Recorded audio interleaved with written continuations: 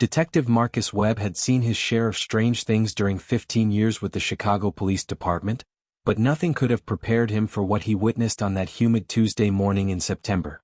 The call came in at 6:47 a.m., dispatch reporting a disturbance at Mercy General Hospital on the city's south side. The voice of the dispatcher, usually calm and professional, carried an edge of panic that made Marcus grip the steering wheel tighter as he navigated through the early morning traffic. His partner, Officer Dylan Rodriguez, sat in the passenger seat scrolling through his phone, his face growing pale as he read the incoming reports. "Marcus, you need to hear this," Dylan said, his voice barely above a whisper. "We're getting similar calls from hospitals across the entire city. People are talking about patients attacking staff, but the descriptions don't make any sense. They're saying the attackers are moving wrong, like their bodies aren't working properly." Marcus felt a cold knot form in his stomach as they pulled into the hospital parking lot. The scene before them looked like something from a disaster movie. Medical staff in blood-stained scrubs were running toward the exits, some helping injured colleagues, others simply fleeing in blind panic. The automatic doors at the main entrance hung partially open, and through them, Marcus could see overturned gurneys and scattered medical equipment littering the lobby floor. Meanwhile, across town in her high-rise apartment, Rebecca Martinez was preparing for another day as a news producer at Channel 7. She had just poured her second cup of coffee when her phone erupted with notifications. Her assistant, Jamie Peterson, was calling frantically, saying something about a breaking story that was bigger than anything they had ever covered. Rebecca switched on the television and felt her breath catch in her throat. Every news channel was showing similar footage: chaos at hospitals, emergency services overwhelmed, and eyewitness accounts of violent attacks by people who seemed to have lost all sense of humanity. The word zombie kept appearing in the chirons beneath the images, though the anchors quickly corrected themselves, calling them infected individuals or aggressive patients. But Rebecca had seen enough horror movies to recognize what she was looking at, even if her rational mind refused to accept it. She grabbed her keys and headed for the door, journalist instincts overriding her survival sense. This was the story of a lifetime and she needed to be in the field. At Mercy General, Marcus and Dylan had made their way into the hospital lobby, weapons drawn, calling out for any survivors. The silence was oppressive, broken only by the buzzing of fluorescent lights and the distant wail of sirens from outside. Then they heard it, a wet, shuffling sound coming from the corridor to their left. Marcus gestured for Dylan to take position behind a reception desk while he moved closer to investigate. What emerged from the shadows would haunt his dreams for whatever time he had left. It had once been a man, perhaps a patient or a doctor, but now it was something else entirely. The figure moved with an unnatural gait, its limbs jerking and twitching as if controlled by invisible strings. But what terrified Marcus most were the shadows that seemed to cling to the creature's body like a living shroud.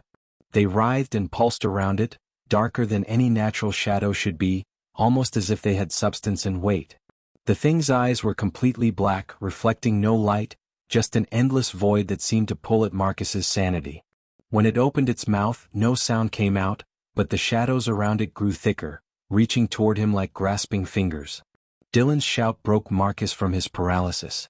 "Get back!" his partner yelled, firing 3 shots at the creature. The bullets struck true, hitting center mass, but the thing barely flinched. Instead, it turned its attention toward Dylan, and the shadows surrounding it suddenly lunged forward with impossible speed. Marcus watched in horror as the darkness enveloped his partner, and Dylan's screams echoed through the abandoned hospital halls. In that moment, as Marcus turned and ran toward the exit, he understood with terrible clarity that the world as they knew it had ended. Whatever these things were, wherever they had come from, they were spreading fast, and the shadows they carried with them promised to swallow everything in their path. The sun was rising over Chicago, but Marcus knew in his heart that a different kind of darkness had just begun. Marcus burst through the hospital's emergency exit, his lungs burning as he gasped for air that suddenly felt too thick, too heavy. Behind him, the sounds of Dylan's screams had stopped, replaced by something worse: silence. He fumbled for his radio with trembling hands, trying to call for backup, but the airwaves were chaos. Dozens of voices overlapped, officers calling for assistance from every district in the city, dispatchers struggling to coordinate a response to something they couldn't begin to understand. Marcus leaned against his patrol car, trying to steady himself, when he saw movement in the hospital windows above. Faces pressed against the glass, some still human and desperate, others already changed, their features obscured by those writhing shadows. He had abandoned his partner, left Dylan to whatever fate those creatures had planned, and the guilt threatened to crush him. But survival instinct was a powerful thing, and Marcus forced himself to focus. He needed to get somewhere safe, somewhere he could think and figure out what to do next. As he reached for his car door, he noticed something that made his blood run cold. Small wisps of shadow were drifting out from the hospital exits like smoke, floating on the morning breeze, searching. Rebecca's news van screeched to a halt 3 blocks from Mercy General, unable to get closer due to the police barricade that had been hastily erected. Her cameraman, Tom Richardson, was already setting up equipment, his professional demeanor firmly in place despite the fear Rebecca could see in his eyes. Around them, a crowd had gathered, civilians with their phones out, recording everything, sharing it instantly with the world. Rebecca began her report, describing the scene of chaos, but even as she spoke, she noticed something odd happening in the crowd. A young woman near the barricade stumbled, catching herself on a police barrier. An officer reached out to help her, asking if she was okay, but the woman didn't respond. Instead, she stood perfectly still for a moment, and Rebecca watched as shadows began to pool around her feet, spreading like spilled ink across the pavement. The transformation was swift and terrible. Within seconds, the woman's eyes had gone completely black, and those living shadows wrapped around her body like a cocoon. The officer who had tried to help her backed away, reaching for his weapon, but he was too slow. The newly infected woman lunged at him with inhuman speed, and the shadows transferred to him at her touch, seeping into his skin like water into sand. Panic erupted in the crowd. People scattered in all directions, screaming, trampling each other in their desperation to escape. Rebecca stood frozen, her reporter's instinct to document everything warring with her survival instinct to run.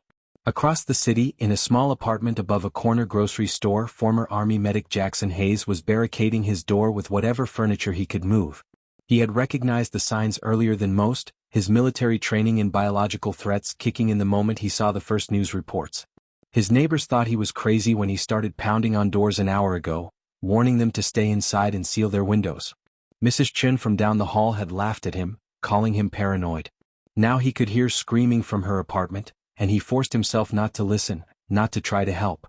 He had learned in Afghanistan that you couldn't save everyone, and sometimes survival meant making hard choices.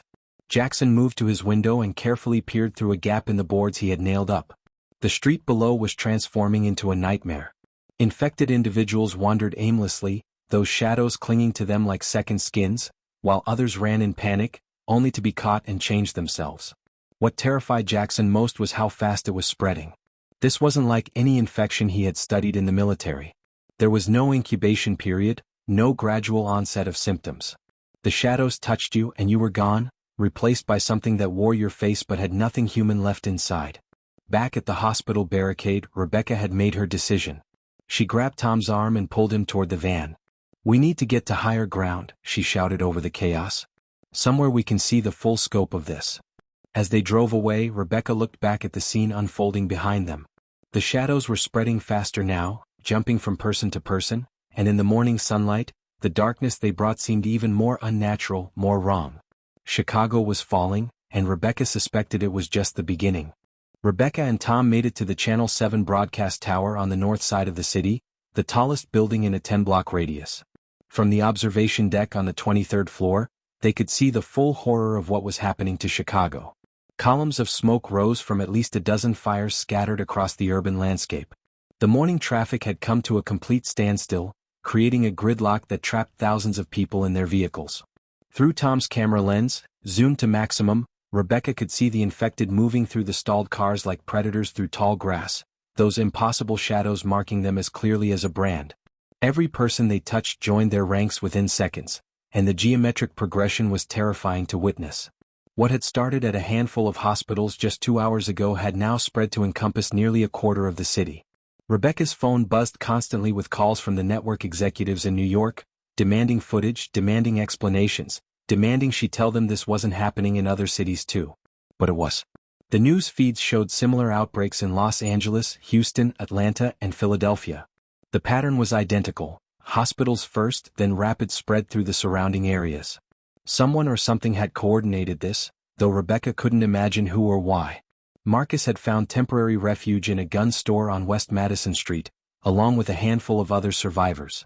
The owner, a gruff man named Vincent Cooper, had sealed the front entrance with security gates and was now passing out weapons to anyone who wanted them.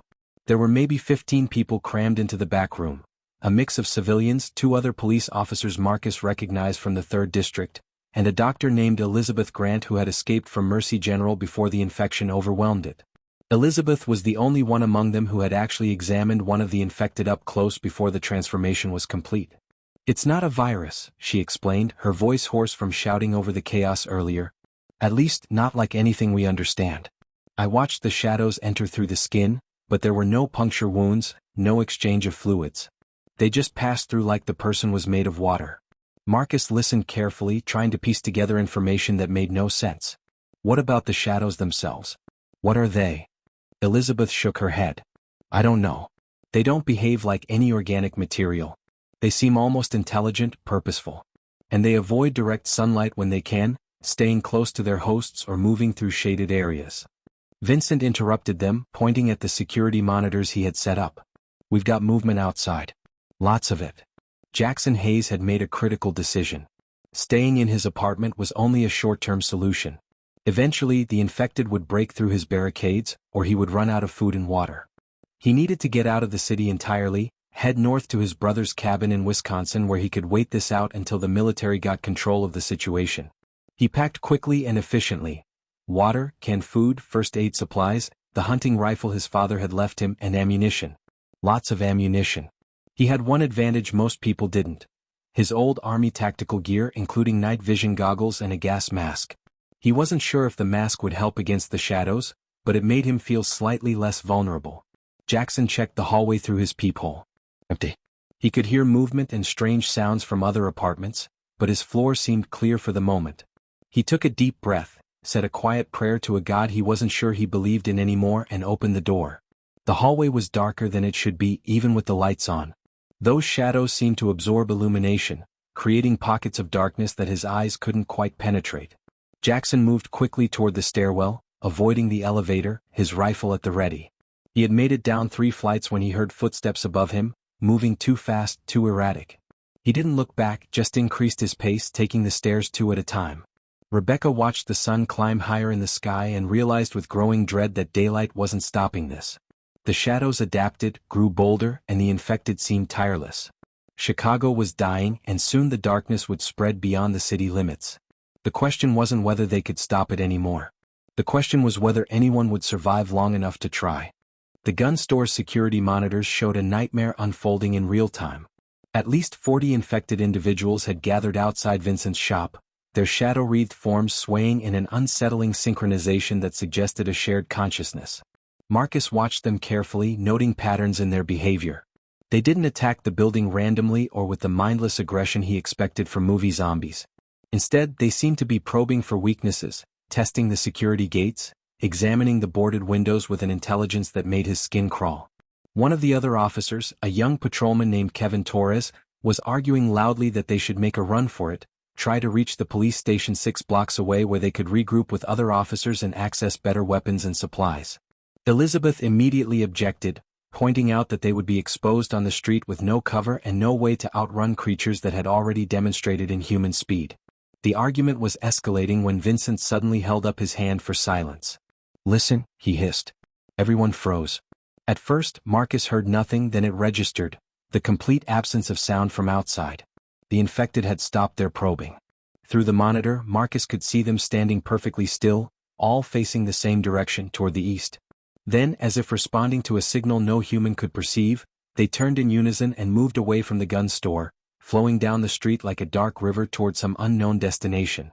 Rebecca had convinced Tom to help her access the building's emergency broadcast equipment.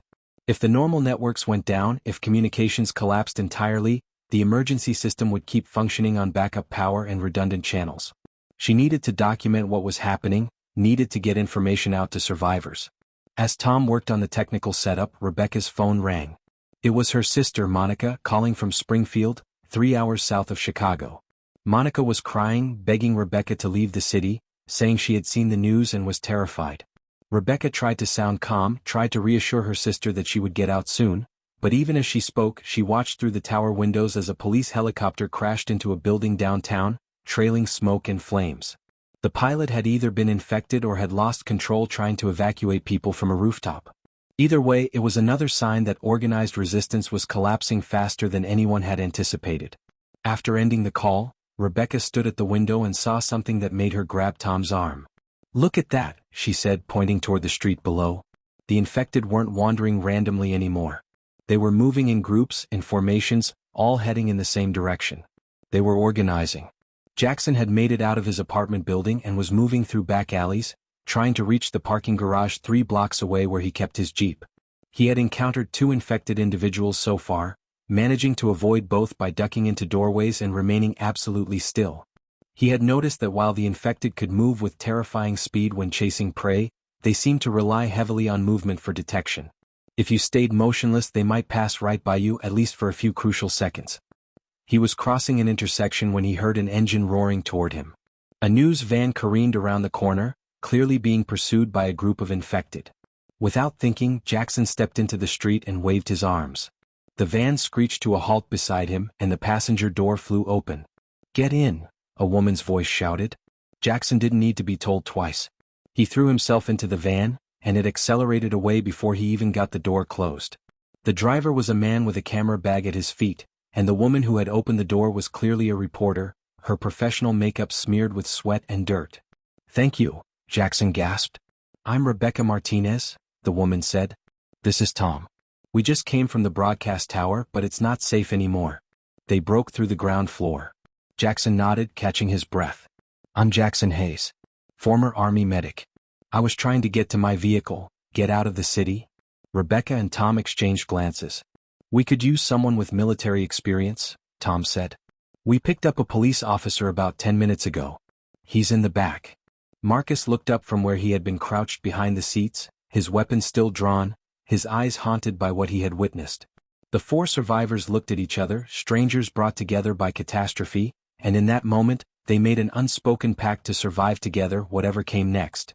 The news van raced through the deteriorating streets of Chicago, weaving around abandoned cars and debris. Jackson had taken over navigation, using his military training to plot a route that avoided major intersections where the infected seemed to be congregating. Rebecca sat in the passenger seat, still filming occasional footage on her phone, documenting everything with the persistence of a true journalist. Marcus remained in the back, his police radio pressed to his ear, trying to make sense of the fractured communication still coming through. What he heard wasn't encouraging. The mayor had issued an evacuation order, but the highways were completely blocked. The National Guard had been mobilized, but reports indicated that conventional weapons were having minimal effect on the infected. Shooting them slowed them down but didn't stop them unless you destroyed the brain completely, and even then the shadows themselves seemed to linger, searching for new hosts. Tom suddenly hit the brakes, bringing the van to a lurching stop. Ahead of them, the street was completely blocked by an overturned bus. But it wasn't the obstacle that had made Tom stop. It was what was gathered around it. At least 200 infected individuals stood in the intersection, completely motionless, arranged in a perfect circle around something the survivors couldn't see from their position. The shadows that cloaked each infected person seemed to be reaching upward, connecting with each other, forming a canopy of living darkness above them. In the center of that darkness, something pulsed with a sickly purple light. "Back up," Jackson said quietly. "Back up right now." Tom threw the van in reverse, but the engine's noise had already attracted attention. As every infected head turned toward them, 200 pairs of black, empty eyes locking onto the vehicle. For a heartbeat, nobody moved. Then the circle broke and the infected charged. Tom spun the wheel, executing a sharp turn that threw everyone against the side of the van. He gunned the engine, racing back the way they had come, but the infected were impossibly fast. Marcus watched through the rear window as they pursued, their movements no longer the jerky, uncoordinated shambling he had seen at the hospital.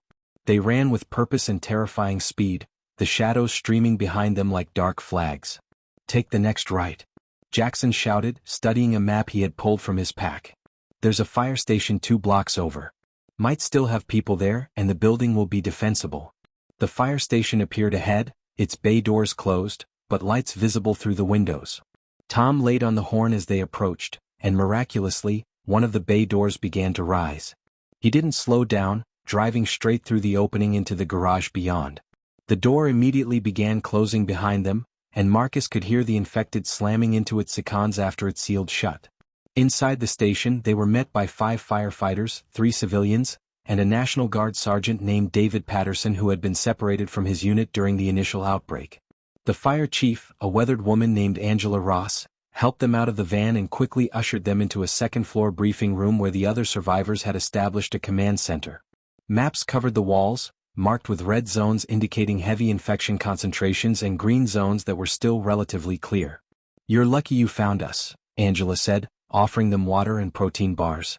"We've been monitoring emergency channels and trying to coordinate with other survivor groups. The situation is worse than you probably realize."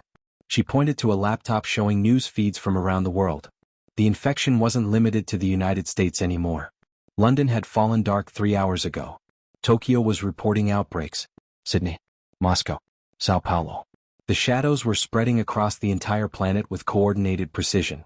David Patterson cleared his throat, drawing their attention to a whiteboard where he had been compiling observations. "We've been studying their behavior," he said. "The infected are being controlled, organized by something. Those gathering points you probably saw, where they stand in circles. We think those are some kind of relay stations or maybe amplifiers. The shadows aren't just transforming people. They're building a network." Rebecca felt a chill run down her spine. "A network for what purpose?" David's expression was grim. "We don't know. But whatever it is, they're almost finished building it. We estimate that by nightfall, when the shadows are strongest, they'll have enough infected to complete their network across every major city on Earth." And then, he didn't finish the sentence. "You didn't have to." Everyone in the room understood that they were witnessing humanity's final hours unless they could find a way to fight back against an enemy that seemed utterly unstoppable. The group spent the next hour sharing information, piecing together everything they had observed about the infected and the shadows that controlled them. Elizabeth, the doctor who had arrived with another group of survivors an hour before Marcus's group, had been conducting makeshift experiments in the fire station's medical bay. She called everyone down to show them something that might change everything. In the bay, she had set up a containment area using transparent plastic sheeting, and inside was one of the infected, restrained to a gurney with heavy-duty straps. The shadows writhed around the creature's body, clearly agitated by its confinement. "Watch this," Elizabeth said, and she switched on a high-powered LED flashlight, directing the beam at the infected individual. The reaction was immediate and violent. The shadows recoiled from the light, pulling away from the areas it touched, and the infected person thrashed against its restraints, releasing a sound that was somewhere between a hiss and a scream. "Ordinary sunlight slows them down," Elizabeth explained, "but concentrated light, especially LED or UV spectrum, actually causes them pain and forces the shadows to retreat." Marcus leaned closer, watching as the shadows bunched up on the side of the body furthest from the light. "Can it kill them?" Elizabeth shook her head. "Not kill, but it does weaken them significantly. I managed to drive the shadows completely off a rat we found infected. Once the shadows were gone, the rat was just dead, like it had been deceased for hours. The shadows are the only thing animating the bodies." This revelation sparked immediate discussion among the group. David Patterson remembered that the National Guard unit he had been with was equipped with high-intensity searchlights mounted on their vehicles. Angela mentioned that the fire station had several portable floodlights used for nighttime rescue operations. Jackson pointed out that if they could gather enough high-powered lights, they might be able to create a safe corridor through the infected, possibly reach one of the evacuation points that were supposedly still operating outside the city. Rebecca, however, was thinking bigger. "That gathering point we saw," she said, "with the infected standing in a circle around that pulsing purple light. David said those might be relay stations for their network. What if we could destroy one? Would that disrupt their whole system?" Tom pulled up the footage Rebecca had captured on her phone, and they studied it frame by frame. The purple light at the center of the circle appeared to be hovering about 3 feet off the ground, and the shadows from all the infected were connected to it, feeding it or being controlled by it. "It's worth a try," Marcus said, though his voice carried the weight of someone who had already lost too much today. "But we'd need a plan. There were hundreds of infected around that thing, and we have maybe 15 people here who can fight." The planning session was interrupted by a shout from one of the firefighters who had been monitoring the roof. "You all need to see this now." They rushed upstairs and emerged onto the rooftop just as the sun was beginning its descent toward the horizon. The sky was turning orange and purple, painting the city in colors that would have been beautiful under any other circumstances. But what drew their attention was the spectacle unfolding across Chicago. Dozens of those purple lights had appeared throughout the city, visible even in the fading daylight, each one marking a gathering point where the infected had assembled. From their vantage point, they could see the shadows rising from each location, reaching upward into the sky like dark pillars. And those pillars were beginning to connect, forming a web of darkness that stretched across the entire city. "It's starting," David whispered. "They're completing the network." Rebecca grabbed Marcus's arm. "We need to act now before it's finished. Once that network is complete, we might not get another chance." The group descended back into the station, and Angela started distributing equipment. They gathered every high-powered light they could find, every weapon, every piece of protective gear. Jackson checked and rechecked his rifle, while Tom mounted a camera on his helmet, determined to record whatever happened next. Marcus looked at the faces around him, these strangers who had become his only allies in a world gone mad. "The nearest gathering point is 4 blocks from here," he said, loading his service weapon. "We hit it hard, we hit it fast, and we destroy that purple light by any means necessary. If we fail, we probably won't make it back." Everyone understand? They understood. They also understood they had no choice. As darkness began to fall over Chicago, 15 survivors prepared to wage war against the shadows. The fire truck rolled slowly through the darkening streets, its headlights cutting through the gloom, but it was the array of high-powered LED floodlights mounted on its roof and sides that truly pushed back the darkness.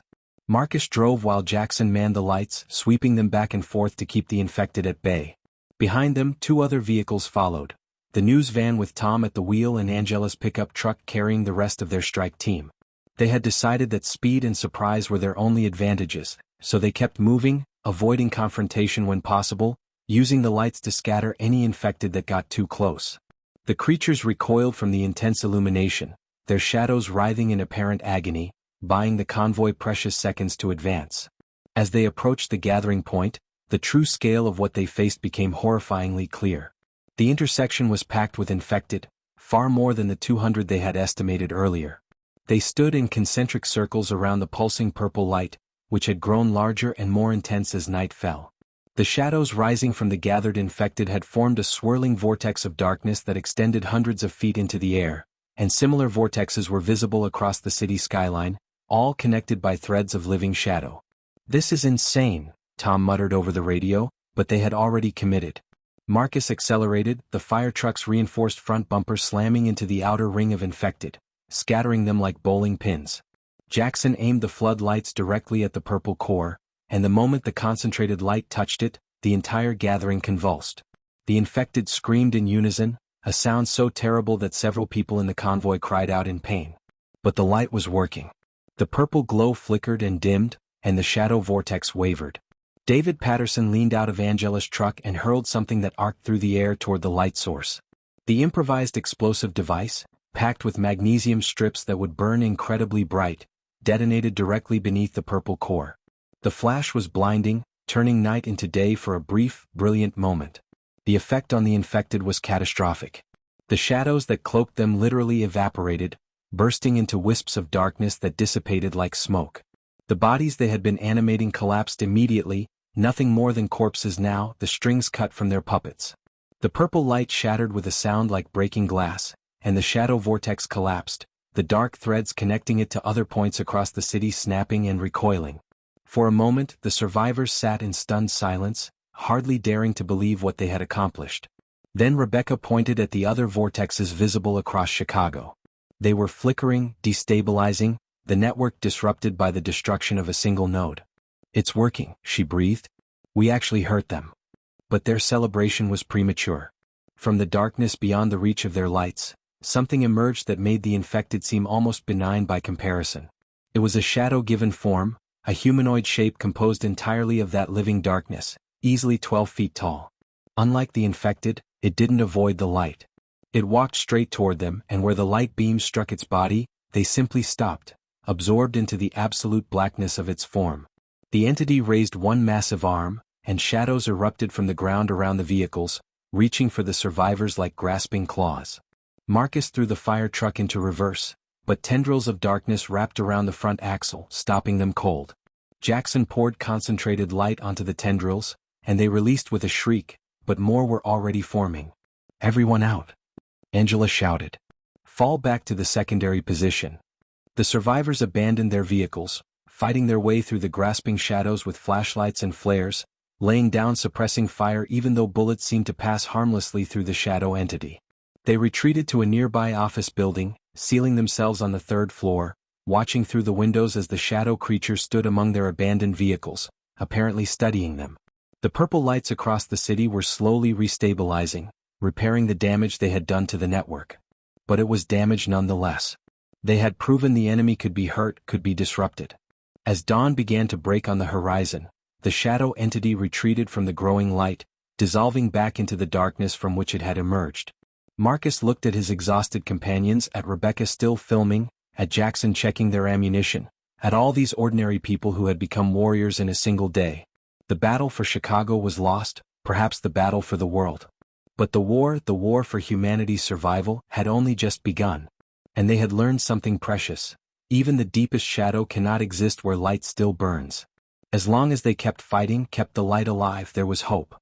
The world had changed forever, but humanity had not yet fallen. Not today. Not while they still drew breath. The end.